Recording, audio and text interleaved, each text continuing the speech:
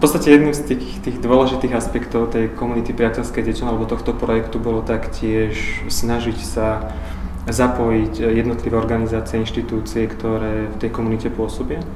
aby si každý nerobil len pre seba, ale snažili sme sa nejak vymyslieť postup alebo spôsob, ako navzájom priviesť týchto jednotlivých aktérov v komunite za jeden stôl, aby možno začali spoločne rozmýšľať o tom, že čo môžu pre to, aby podporili rast a rozvoj detí a mladých ľudí u nich v obci, v dedine, v meste, v mestskej časti urobiť.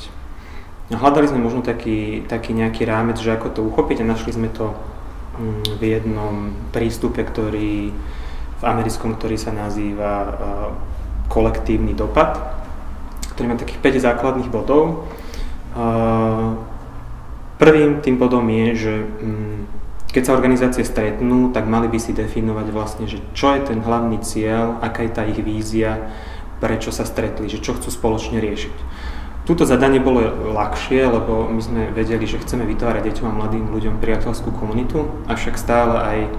toto zadanie je dosť široké. Takže preto sme ich podnetili k tomu, aby si zmapovali u detí a mladých ľudí, čo oni vlastne potrebujú v tej komunite, aby sa pýtali dospelých, ktorí možno vidia v inom uhle detí a mladých ľudí, že čo by ešte možno potrebovali, aby sa pýtali odborníkov, či už lekárov, policajtov, ktorí v tej komunite pôsobia, učiteľov, že čo z pohľadu tej ich profesie a z tej každodennej práce a hlavne z tých špecifických situácií, kedy prichádzajú do kontaktu s deťmi a mladými ľuďmi, že čo by bolo dobré v ich komunite robiť inak, alebo začať robiť, alebo